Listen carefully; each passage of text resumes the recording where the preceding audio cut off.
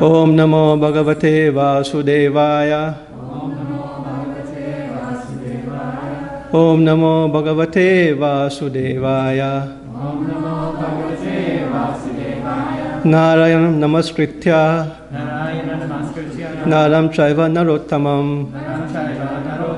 Devim Saraswatim Vyasam. Tato Jayamudirahet.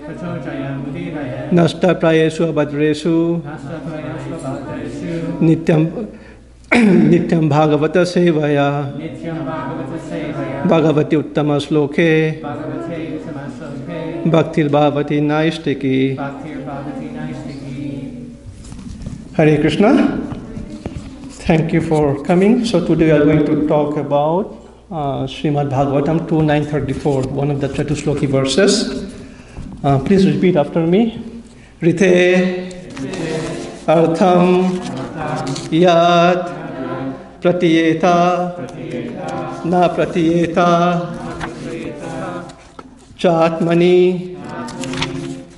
tat vidyāt ātmano māyām yathābhāso yathā tamaḥ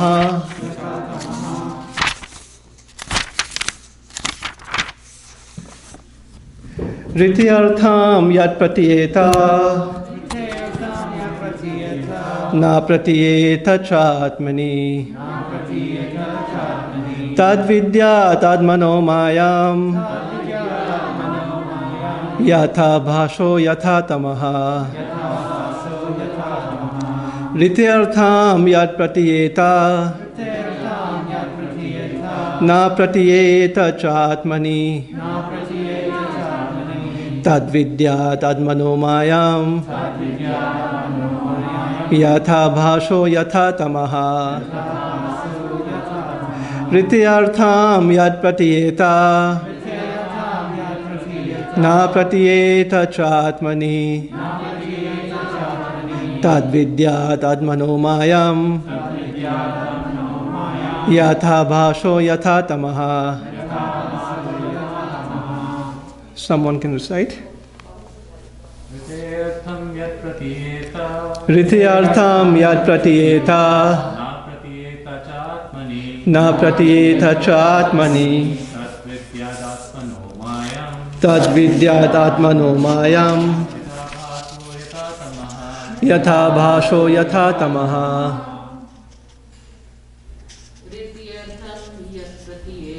Rthaṁ yat pratīyeta na pratīyeta cātmani tad vidyāt ātmano māyām yathābhāso yathā tamaḥ. Anyone else? Rthaṁ yat pratīyeta na pratīyeta cātmani tad vidyāt ātmano māyām yathābhāso yathā tamaḥ. Rthaṁ yat pratīyeta na pratīyeta cātmani tad vidyād ātmano māyām yathābhāso yathā tamaḥ. Okay, so let's go with the word for word translation. Rthe means without. Without what? Without value, artham. Artham means value. We have dharma, artha, kama, moksha, right? So artha, value. So rthe means without, artham means value. Yat, that which. Pratīyeta appears to be. So that which appears to be without value. Na means not. Pratīyeta appears to be. Cātmani means in relation to me. And who is this me? It is Krishna. Tat, that. Vidyāt, you must know. Ātmano, māyāṁ, my illusory energy. Yathā, just as. ābhāsaḥ, the reflection. Yathā, as. And tamaḥ, the darkness. So Srila Prabhupada translation is as follows. O Brahma, whatever appears to be of any value, if it is without relation to me, has no reality. Know it as my illusory energy, that reflection which appears to be in darkness. So this is a very long purport, and there are multiple speakers on the same verse, and I've been assigned a couple of paragraphs to speak on this verse. And I'm going to read those couple of paragraphs. If you have your phone, you can just start from 1, 2, 3, 4th paragraph, which says the independence of the living entity. The independence of the individual living entity is not real independence, but is just a reflection of the real independence existing in the Supreme Being, the Lord.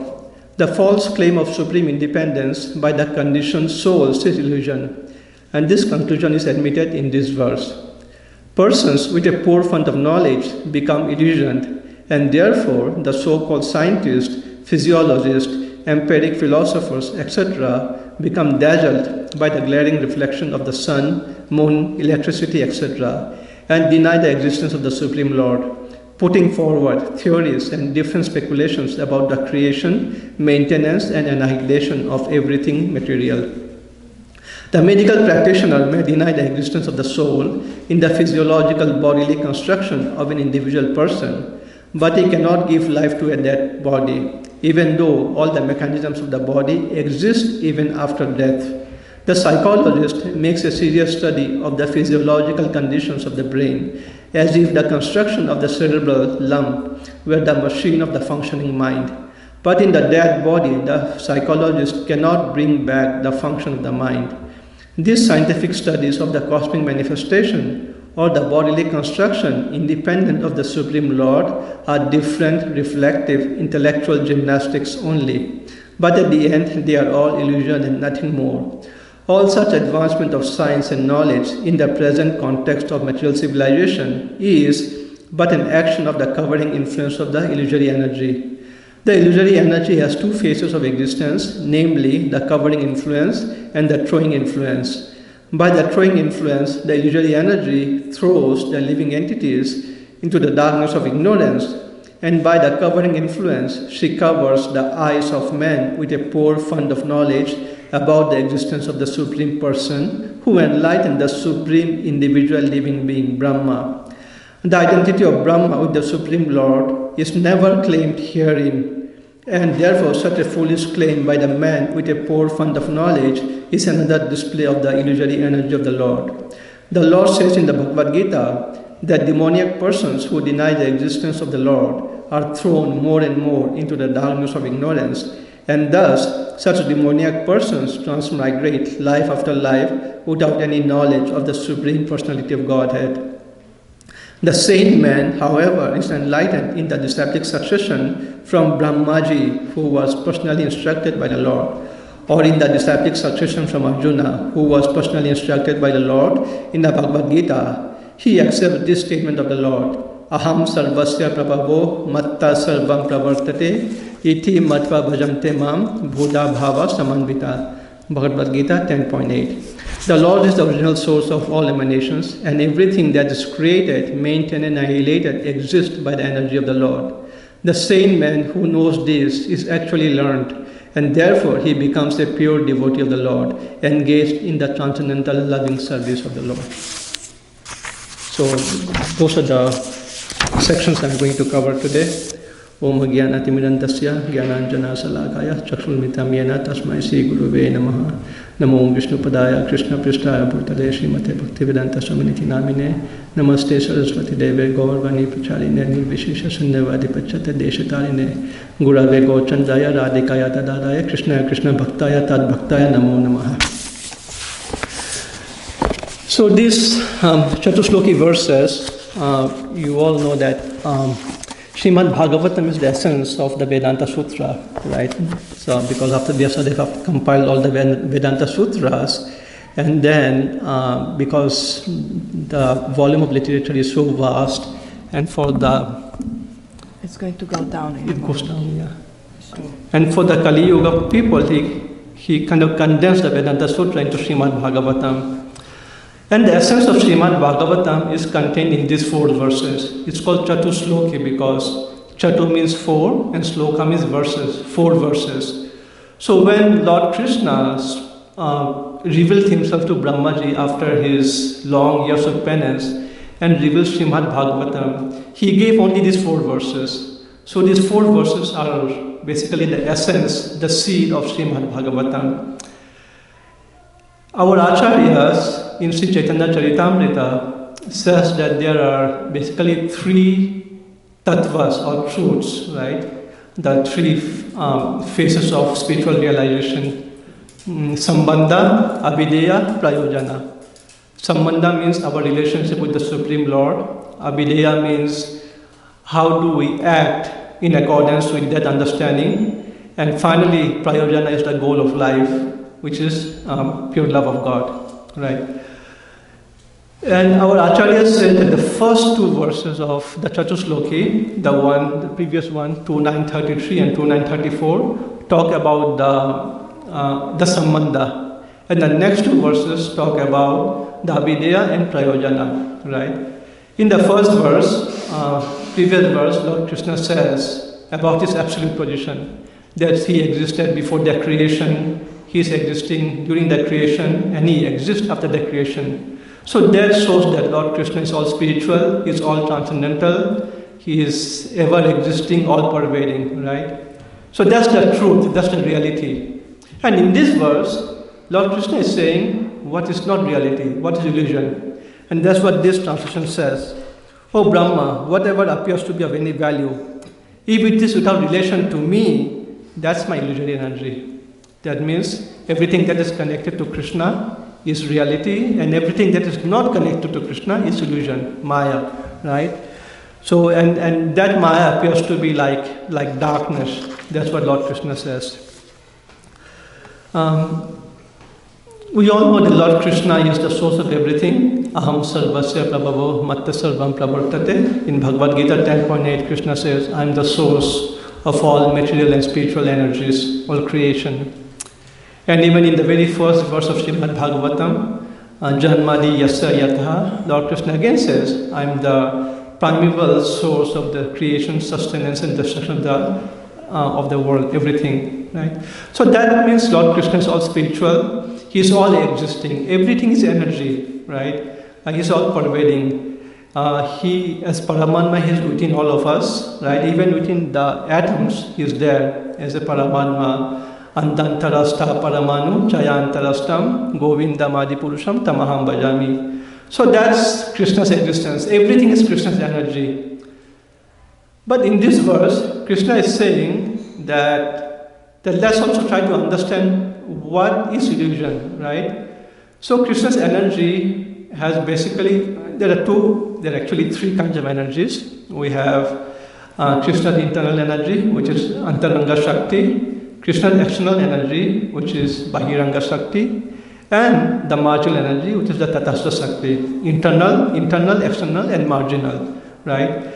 The internal energy is called yoga-māyā, the external energy is called mahā-māyā, and the marginal, which is all of us, the ātma, the jiva-ātma, the living entities, we are the Tatastha Shakti, right? And in this verse, Krishna is saying, whatever is related to me, whatever is dovetailed with me, anything that you engage in my service, then you are under yoga-māyā energy. But if you utilize something, if you engage in something, and do not consider me, you forget me, you ignore me, you do it out of your own self-gratification, that's mahā-māyā. So that's the key distinction that Lord Krishna makes, that there are 2 energies. Whatever is dovetailed with me is yoga-māyā, and whatever is not used for me, that's mahā-māyā. And that's what Krishna says, whatever appears to be of value, if it is not in relation to me, that's no reality, that's illusion. Now, the jiva-māyā, the living entities, we have the free will, whether we want to associate with yoga-māyā, or you want to associate with mahā-māyā, right? Whether we want to be part of Krishna's internal energy, or you want to be part of Krishna's external energy, right? And that choice is determined by the free will that Lord Krishna has given to each one of us, to each of the living entities, right? When we use our free will to engage in devotional service, in bhakti to Lord Krishna, then we are under Krishna's yoga-māyā potency. But if we don't use that free will, if we misuse that free will, then we are under illusion. And because of that, we are subjected to the three modes of material nature. We undergo suffering, we undergo birth, death, old age, disease, and so on. So that's the root of our suffering. So the option is with us, whether we want to associate with Krishna or we want to associate with Krishna's illusory energy, right? Now someone may ask, why did Krishna give us the free will, right? If Krishna knows that we are going to misuse the free will, why did he give us the free will? He could have just made us surrender unto him. But the question is, without free will, there's just no love. It's like a machine, right? For example, every morning I put on my alarm to wake up in the morning. In the morning, right at that particular time, whatever it is, 3:30, 4:30, the alarm rings. So it's like a machine, it's conditioned to program in a particular way, and I have no love for it because it's just doing what it's supposed to do. But I remember my childhood days when I used to go to school. My mother would wake me up early in the morning, she would bathe me, feed me, dress me, send to school. So that's out of love. That's why I have a loving reciprocation with my mother, because she has done so much for me. She's not programmatically conditioned like a machine to engage in my service. She does out of her free will, out of her love for me. But a machine, it's not like that. It has no emotions, it has no love, nothing. It just functions the way it is. So similarly, Krishna gives us the free will to engage in loving devotional service to the Lord. Now the question is, sometimes we misuse it and sometimes we use it in the right way. If we use the free will for Krishna service, we are in Krishna's yoga-māyā. And if we misuse it, then we are subjected to the sufferings, right? So that's why free will is so important.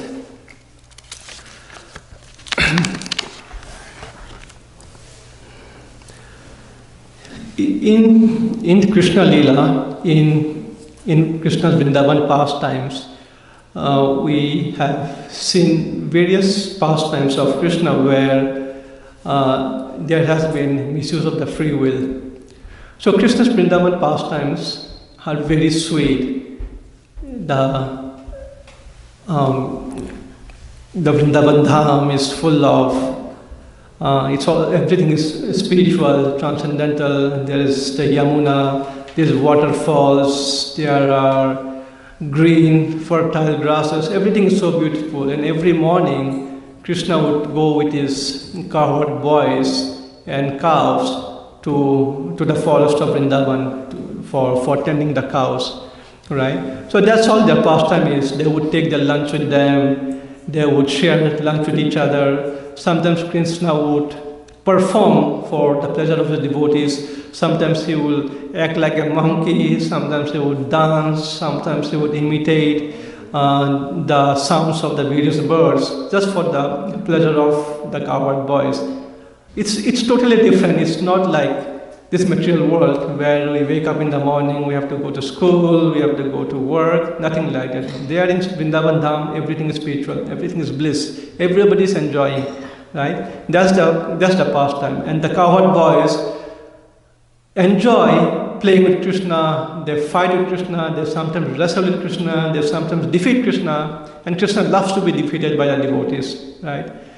But one day, a demon appeared as a cowherd boy amongst Krishna's cowherd boys. And his whole intention was he wanted to kill Krishna Balaram. And that demon is called Pralambasura. He appeared because out of envy he couldn't tolerate that Krishna and these cowherd boys engage in so much of pleasures and pastimes. So he wanted to, out of envy, he wanted to kill Krishna and Balaram. Krishna understood it because he's a Paramatma, he knows everything. And one day they were engaged in a wrestling match. The deal was whoever defeats the other person, the defeated party should carry the winning party on the shoulders. So that's what the pastime was. So there were two camps, Balaram and Krishna's two different groups. And eventually, Krishna's group were defeated, Balaram's group won, so that means somebody from Krishna's group had to carry Balaram's group, carry around.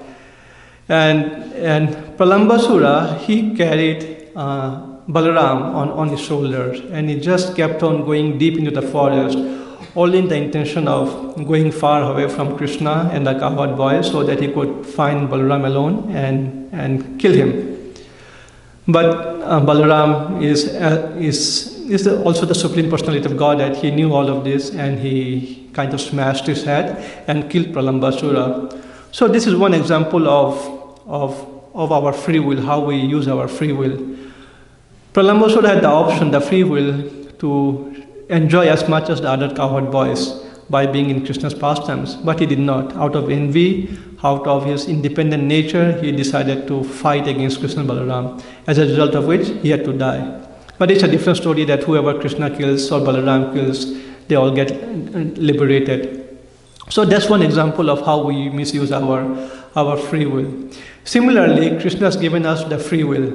He has given us the ears. Do you want to use the ears in hearing Krishna Katha, or do you want to use our ears to hear Gramya Katha, the village talk? He has given us eyes to see the beautiful form of Krishna, or do we use our eyes to see mundane TV or cinema and everything? So every sense that Krishna has given us can be used for Krishna service, or could be used for some other service. So we have the free will to decide how we want to use our senses. If we use these senses for Krishna's pleasure, then we are in Krishna's yoga-māyā potency. And if we misuse them, then we are subjected to the sufferings of the three modes of material nature. So that's the power of free will, how Krishna has given us. And why did he give us the free will? Because Krishna loves us. He wants us to engage in loving exchange with Krishna. Krishna has a pleasure potency, the Ladini Shakti, by which he derives pleasure by engaging with each of the jivas. And similarly, the jiva, the soul, is anandamaya vyasat. It has a pleasure potency. It's always looking for pleasure. And that soul would not be satisfied by engaging in material sense gratification. You may be satisfied for a little bit by eternal happiness, the eternal bliss, the ananda that you are looking for. That will not come from the material engagement. It will only come when you engage with Krishna. So there is a kind of very beautiful reciprocal relationship between Krishna and the Jivatma, right? Krishna wants to engage in our love, in our devotion, right? And similarly, the jiva, the soul, intrinsically, it is also looking for loving exchange with Krishna. Krishna is called Rasaraj. He is the mellow of all transcendental rasa, love. And Krishna wants to share that with each one of us. So it's up to us how we want to use our free will in Krishna's loving service, in bhakti, in devotional service. But the problem is in this world, most of the population is unaware of Krishna's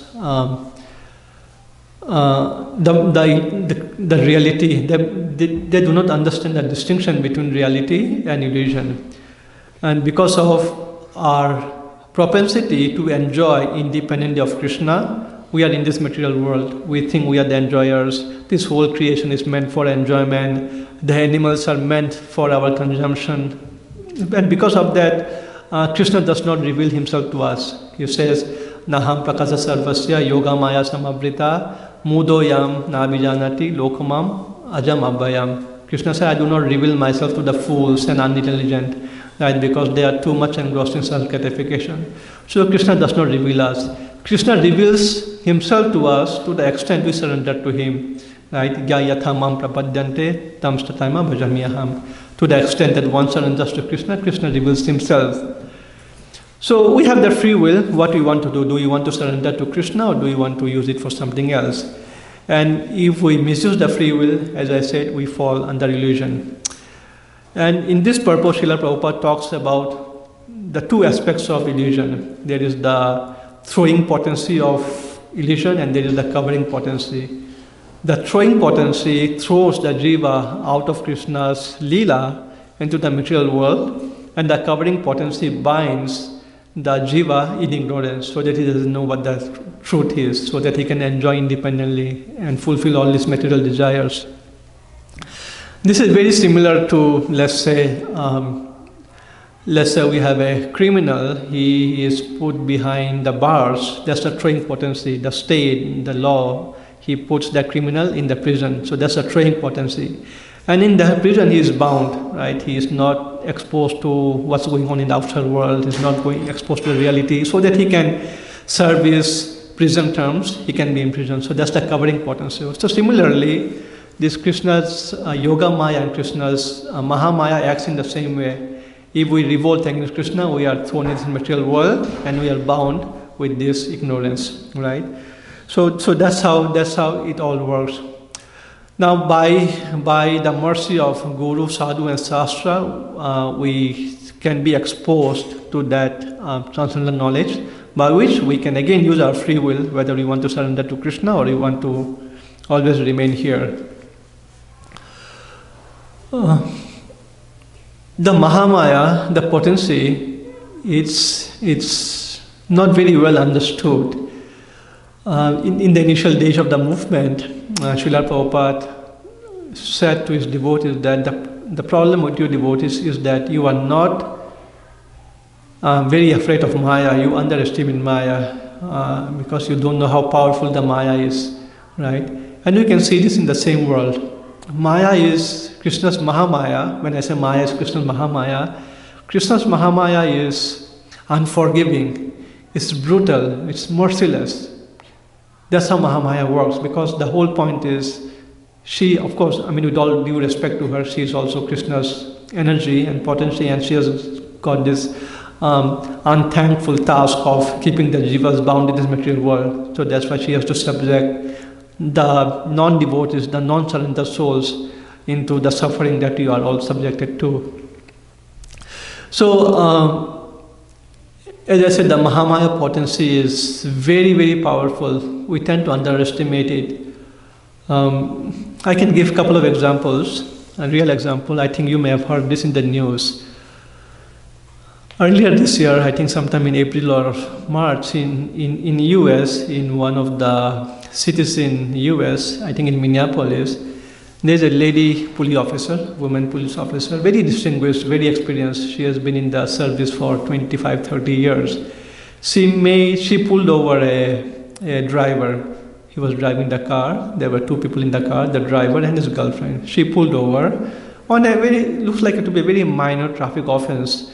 It seems the registration plate of the car had expired. Now the law is, if your license plate is expired, you cannot drive the car. You have to renew your license or registration, and then you can drive the car. So she pulled over the gentleman, and then there was kind of a argument between the driver and the police officer.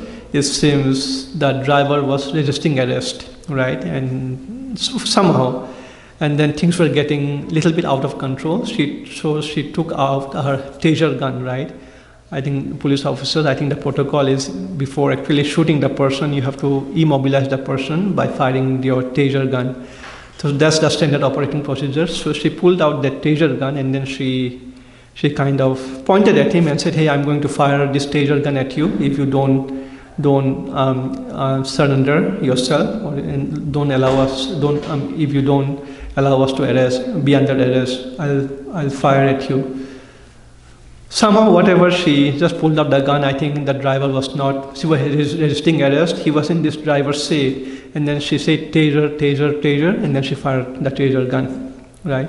The standard operating procedure says that you have to say taser, taser, taser a couple of times to let the other person know that someone is firing taser gun at you, the police officer. It's a standard operating procedure. The taser gun doesn't kill; it just immobilizes the person for some time, right? And then he cannot resist, he cannot fight back, and then after some time he comes back into his normal conditions. But unfortunately and sadly, what happened was, by mistake, instead of taking out the taser gun, she actually took out a real gun. I think the taser gun is supposed to be at one side of the body, and the real gun is supposed to be on the other side. But by some mix-up, I don't know, it could be human error, she actually fired the real gun. And she did not realize it. And her other police officers that were with her, they had a kind of expression of shock on their face. Like, what did you do? And she didn't realize what she did. When she looked at those police officers' face, she understood the gravity of the situation. Oh, did I fire the real gun? I was not supposed to do that. And out of agony, out of that shock, she kind of collapsed on the ground. And apparently, unfortunately, that driver, he died very soon after. His girlfriend was in the other car, on the passenger seat. She was uninjured, but she recorded everything on her phone. But the driver died, all by the, I would say, unintentional, mistake of the police officer. But the law had to take its course. The police officer had been arrested. She had been discharged from service, and she's undergoing trial for second-degree murder and homicide and so on. And the last news that I heard is that she has been found guilty and she would be imprisoned. And it happened in Minneapolis. Now think about it. It could be pure human error that she shot the person and that the person died. But before that particular event, she had a long, distinguished career. Like, she served in the police officer, she had no bad track record, everything was perfect. She said, I never fired a gun at anybody in my 25 years of service. I don't know how it happened in this case. But no matter what, she may have done this many years of good deeds, and she made just one mistake. But the mahā-māyā is so powerful. Mahā-māyā punishes you for that one mistake. And she does not look at all the good things that you've done. And we have seen this in so many cases, right? We have doctors performing wonderful surgery on patients for many years, hundreds of thousands of surgeries. Patients recover, they're perfectly fine. But one bad mistake, could be human error, and they are sued for medical negligence, right? So nobody looks at what the good deeds you did. Just one bad deed and you are gone. You are punished. So that's how brutal and unforgiving material nature is. That's how mahā-māyā works. Mahā-māyā doesn't look what good deeds you have done, just looking for one loophole, one mistake, and you are done. The police officer, I don't know for how many years she'll be imprisoned, I don't know, but it's very sad, right? But on the other hand, Krsna is very forgiving. Mahā-māyā is unforgiving. Krsna is very forgiving. Krishna's yoga potency is very forgiving. He is very merciful. He is very kind, very compassionate. No one can be better than Krsna, right? In mahā-māyā, under mahā-māyā's potency, you may have done millions of good deeds. It's not counted, but you do one bad deed, you are punished. But in the case of Krsna, you may do millions of bad deeds, but if you just surrender to Krsna once, or you do engage in some devotional service, either intentionally or unintentionally, Krsna ignores all the bad deeds and just counts your one good deed that you did for Krsna. That's how forgiving and merciful Krsna is, right? We have seen this in the case of Ajamil. His whole life he had committed sinful activities. He was born a Brahmana, but he committed sinful activities. He married a prostitute, and he had a family. In order to support the family, he had to rob, steal, murder. Talk about it, anything. I mean, you name it. He committed all those wrong things. But at the time of death, he just called out his son Narayan, and he did not even call the Lord Narayan. He just called his son, youngest son Narayan, and then immediately the Vishnu Dutas came and rescued him from the Yama-dutas. So that's how it is. You may perform sinful activities all your lifetime, but you do one good deed, even accidentally or unwillingly, chant the holy name of the Lord, Krsna rescues you. We have seen this in the case of Jaga and Madhai. Jaga and Madhai were very, very sinful in Gaur Lila, right? But one of the brothers even actually harmed Nityananda Prabhu. He threw a clap at Nityananda Prabhu. But they are so merciful, God Nitai, the most merciful incarnation of the Lord. They forgave them and accepted them. And subsequently, Jagai Madhai became very pure devotees, very humble, right?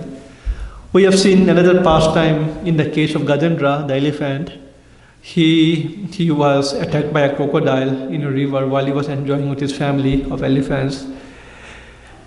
Out of deep pain, I think that fight between crocodile and Gajendra went on for about 10,000 years. And because he had no other options to take shelter, he just started reciting the famous Gajendra Stuti, the prayers that he remembered from the previous birth. In the previous birth, he was Indradyumna. He remembered that. I think he was a Gandharva. He remembered that, and he just recited that Gajendra Stuti, the prayers, the beautiful prayers, right? And he did not even know who the Supreme Lord was. He didn't. He just offered his prayers. Whatever he remembered, he offered. He did not know that Krishna is the Supreme Lord. He just offered. Om Namah Bhagavate Tasmai. He didn't know who is Bhagavate. He just offered his prayers. But Lord Krishna, Lord Vishnu is so merciful. He immediately came on his Garuda, even before the demigods could come, and he rescued Gajendra. So that's how Krishna is, how merciful he is. You may call out his name willingly, or you may call out his name accidentally. He is always there protecting us. So therefore it's very important that we surrender to Krishna, right? So the choice is ours, the free will is ours, whether we want to surrender to Krishna's internal energy, the yoga-māyā, and be part of Krishna's pastimes, or we want to engage in mahā-māyā and be subject to the suffering and eventually death. So the choice is ours, the free will is ours, right? And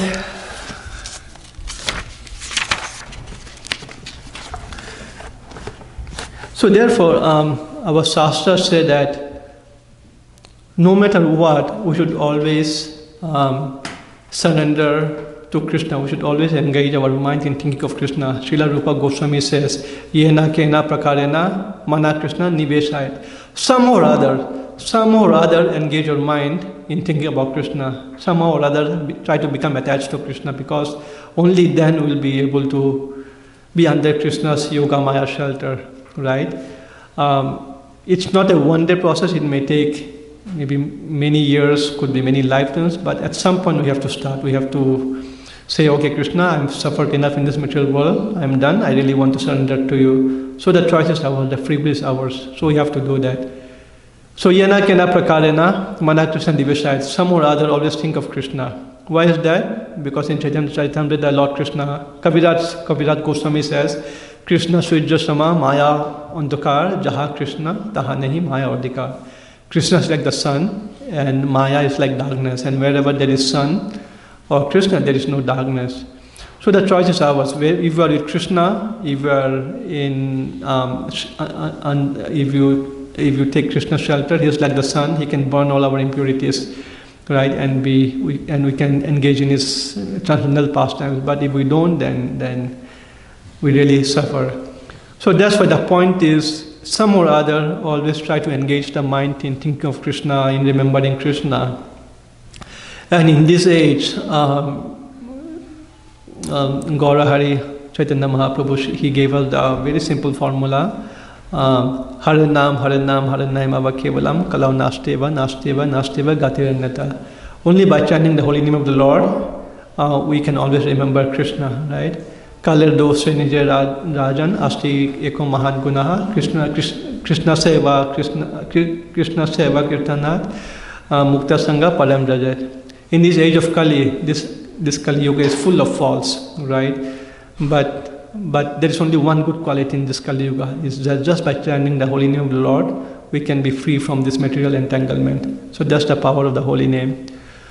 So we can always remember Krishna by chanting his holy name, by remembering him. Remembering Krishna, before remembering Krishna Smaranam, there are two other steps, which is Shravanam and Kirtanam. We have to chant the holy name always, and we have to hear Krishna Katha. Once we do that, our consciousness will be filled with remembrance of Krishna, and then we'll be totally under Krishna surrender.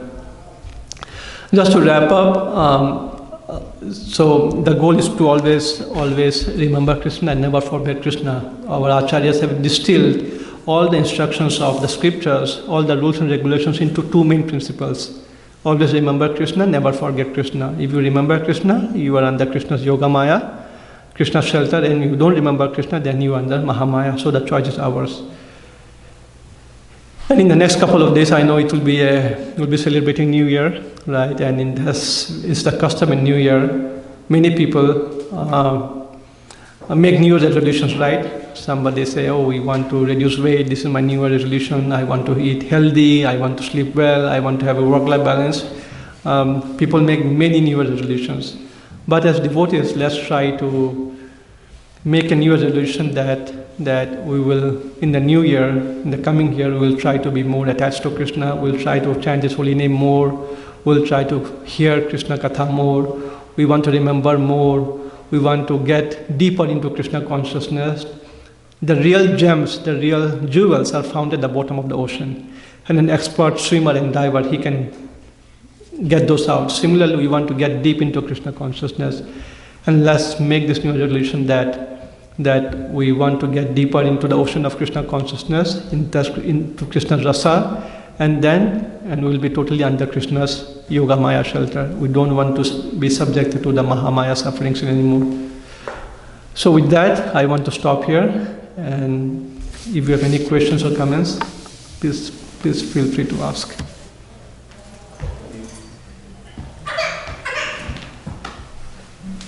Hare Krishna.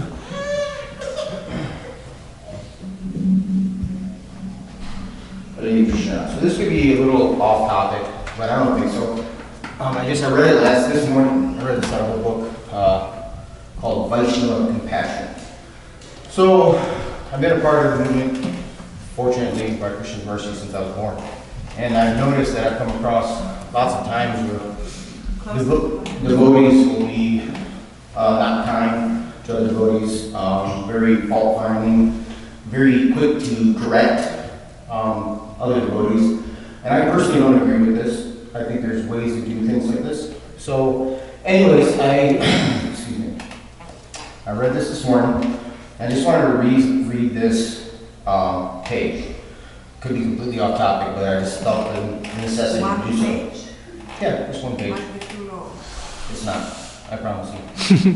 So in any case, with that being said, also based off what you're saying, I was listening as I was taking obeisances, that we must remember just the Hare Krishna mantra. This is very true, but at the same time, thank you. So at the same time, we must maintain understanding that we need to remember the Hare Krishna mantra, but there's other things that go along with that. Being kind, compassionate of others, sincerely, not for show. So, with that being said, I'll read this really quickly.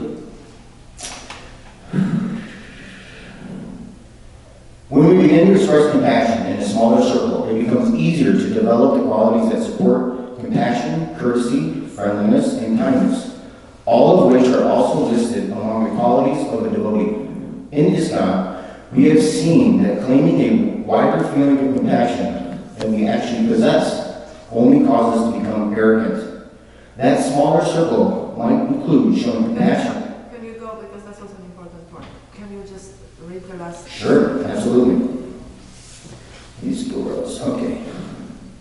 In ISKCON, we have seen that claiming a wider feeling of compassion than we actually possess only causes us to become arrogant.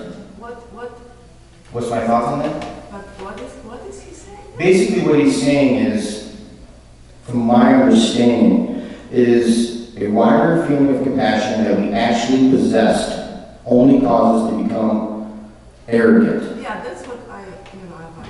Yeah. So basically he's kind of saying like, how do I put this? Like I understand it. I can't really, I'm trying to figure out how to put it. Maybe you could elaborate on this maybe, but I kind of understand. I understand what he's saying. But I guess I'm trying to figure out the right words. Unless maybe he's got it further down. We'll read a little further and see what happens. Oh, battery died. Okay, but you're good with the voice, so you just read out loud. Okay, I can read out loud. That's no problem. Okay, so the smaller circle might include showing compassion toward family members, for example.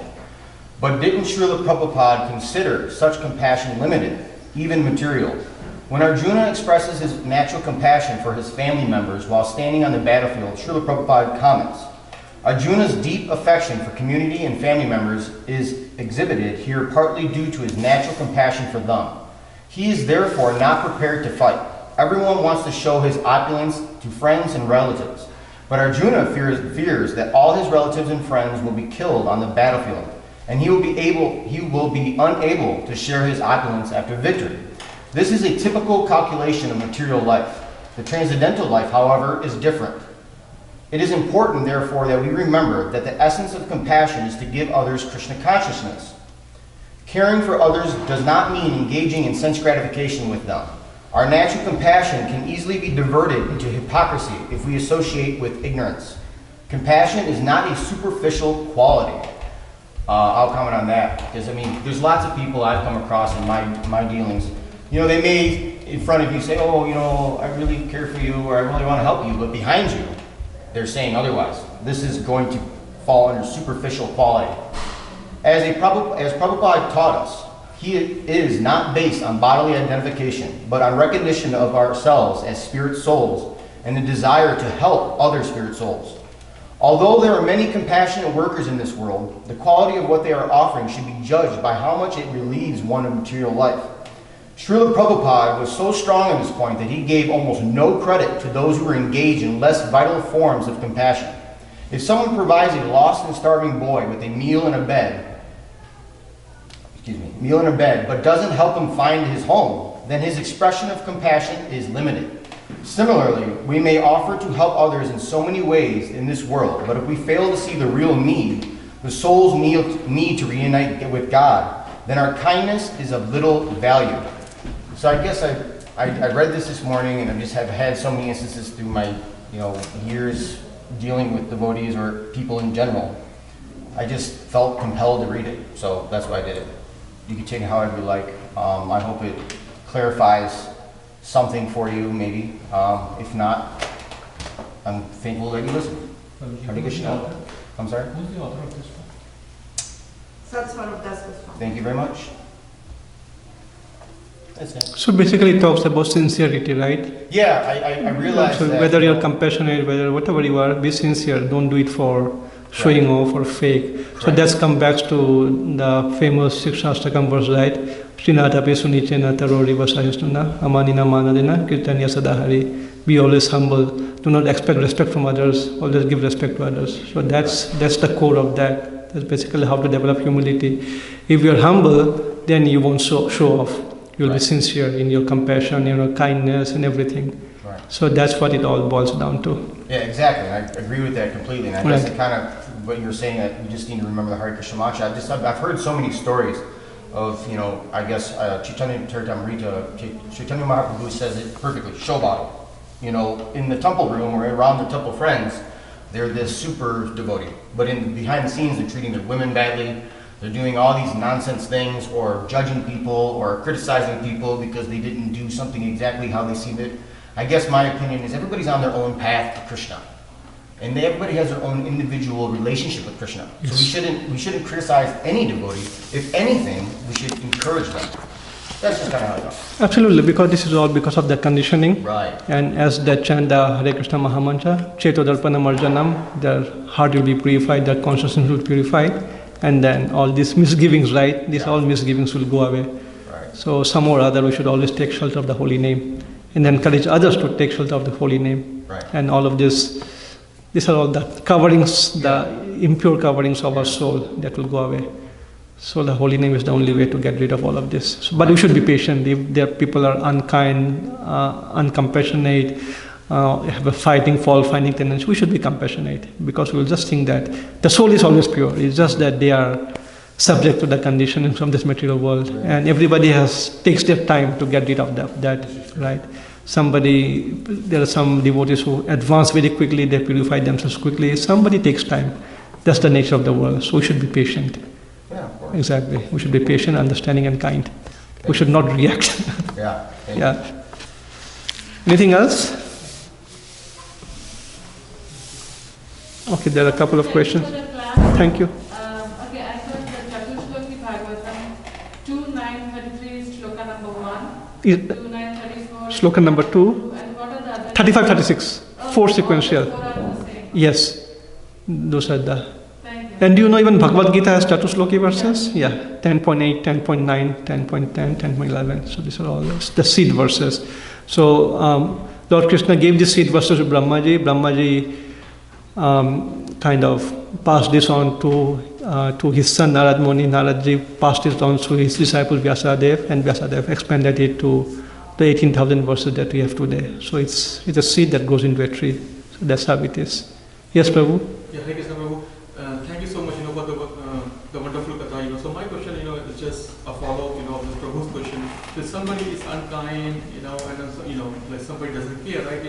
But if he chants, the Hare Krishna mantra, does he qualifies to go to the Godhead? Because well, if he is, so there are three types of chanting, right? There's a nāma-aparāt, the offensive stage. There is a nāma-ābhāsaḥ, which is like shadow chanting, and there is the pure chanting, right? Shuddha-nām. But if he's consistently chanting the nāma-aparāt, he's committing offenses to the Vaishnavas, and he's, chanting the holy name in that aparāt stage, then it will be difficult for him to go back right away. Of course, he will get purified over a period of time, but his progress, his journey to go back to God would not be as fast as someone who is chanting pure Shuddha-nām or the shadow name, the nāma-ābhāsaḥ. Ajamil chanted not the nāma-aparāt, the shadow, right? He did not call Narayan, he called his son Narayan. So that's not Shuddha-nām, that's shadow chanting, but still he got delivered. Of course, he did not go to Vaikuntha, the goal of Vrindaban. I think he went to Vaikuntha, but still he got delivered. So some or other, we should make sure that we are not chanting the nāma-aparāt. That's very dangerous. We should not do that. We should at least progress to nāma-ābhāsaḥ and Shuddha-nām, and then we'll be delivered. Krishna will deliver us. Okay. Mata, Mark, you had a question? More of a comment, and thank you so much. Thank you. Well-prepared class, and I really appreciate the elaboration about the māyām, the energies. Because that's what the verse talks about. Yeah, that's really resonates with me on a personal level. I just started to read the book by Bhakti Purushottam Maharaj, just about māyām. Māyā, yeah, he had a book, Māyā. Yeah, it's and we underestimate her power, as you were We saying. underestimate, yes. And just to add that actually yoga-māyā and mahā-māyā, they are the same person. It's the same energy with two different faces as Vaishnava Maharaj. Yes, it's the same energy. The example is given is the electrical current, right? Electricity. You may use the electricity. For example, if you now it's winter, right? The same electricity is used for heating the temple room, right?